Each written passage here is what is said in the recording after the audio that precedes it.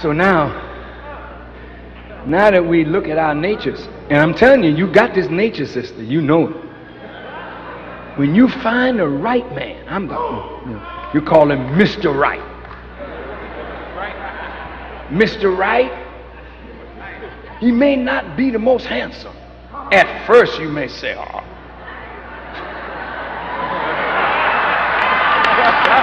You may turn up your nose at him because you're looking for Mr. Right to be, yeah.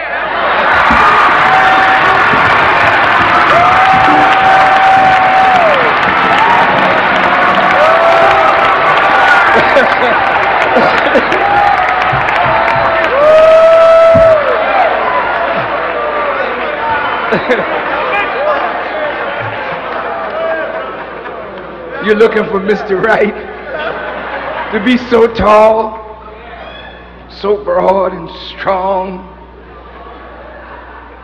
Mr. Right may come looking like Mr. Wrong. And at first you reject him, but after a while you begin to converse and you see he got knowledge and he attracts you. Then you see he's productive. He's doing something.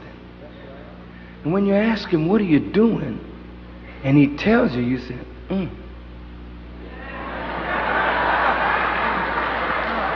I could help this man.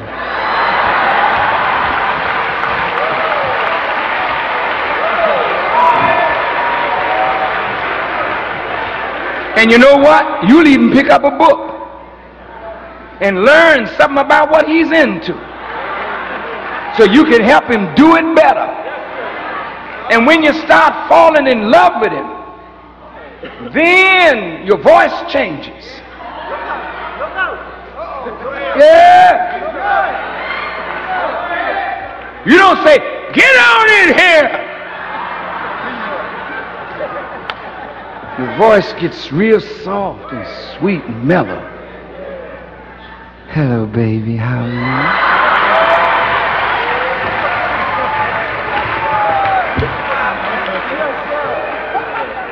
I just couldn't help it. I was just here thinking about you, waiting for you to come on home. You can come by motorboat. You can jump on a magic carpet and float, but get here if you can.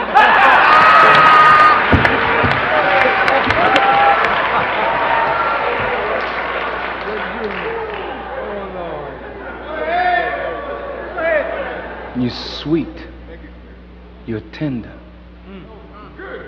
And that's the way you really want to be all the time. You don't want to be no hard-hearted Hannah. But you can't help yourself, because we don't bring the best out of you. We bring the worst out of you and then condemn you. But it ain't our fault. It's not our fault. These are great men. Every one of them is a great man.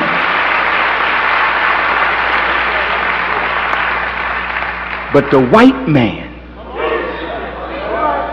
that you call the man, using the definite article, meaning he's not only a man, but he is the example of what men should be. Lie.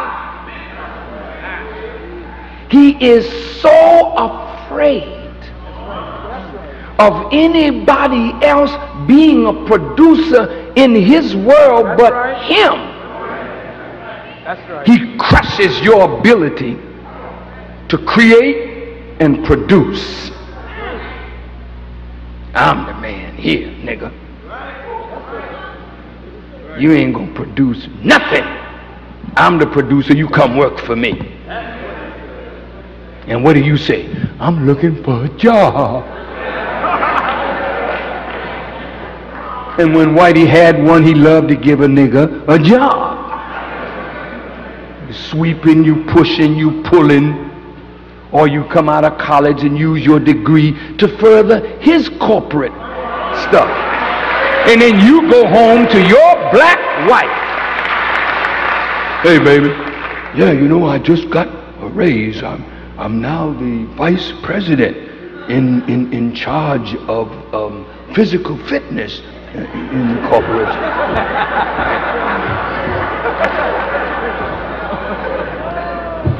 And you bring her home a larger paycheck and you wonder why she's not really happy. And she don't know why either. But deep down inside, she instinctively knows you ain't living up to what God expects from you as a man, and therefore you can't get from her what you expect from a woman. Now, the only way we can have our Genesis is somebody has to break the magnetic attraction between us as men and our oppressor. And somebody has to stop us from looking to him to fulfill our needs. But look to God and to yourself, and out of yourself become a producer once again. And that's why most didn't like the Honorable Elijah Muhammad, because Elijah Muhammad used strange language to break the magnetic attraction. He said the white man is the devil. And we said, oh, he teaches hate. He's awful. The white man, without the white man, we wouldn't have this. Without the white man, we wouldn't have that. Without the white man, shut up. Without the black man and woman, you wouldn't have no white man.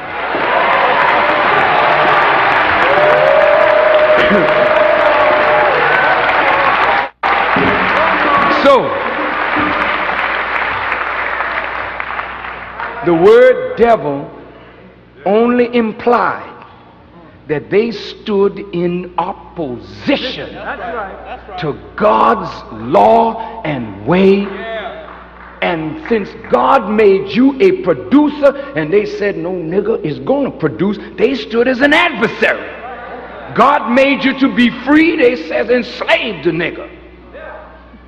God made you to justify your existence, and you haven't justified your existence by being yourself because you don't know yourself, and if you don't know yourself, you can't be yourself. So the enemy stands here keeping you from your destiny. So God has to remove the enemy from you and remove you from the enemy so you can have your Genesis. So in the beginning, when he made light, he separated the light from the darkness. And one part he called day, and the other part he called night. And they don't coexist. When night comes, day goes. When day comes, night goes. If the white man is going to rule, you are not going to make it. You keep under his rule, you will stay a nigger, hurt, dissatisfied, and your women will be just like they are right now. But until we as men recognize that white rule got to end where we are concerned, I don't know what the women want, and I don't really care, because they're going to follow us. If we start following God, ain't no place for the woman to go but to stand by our side and help us make a nation.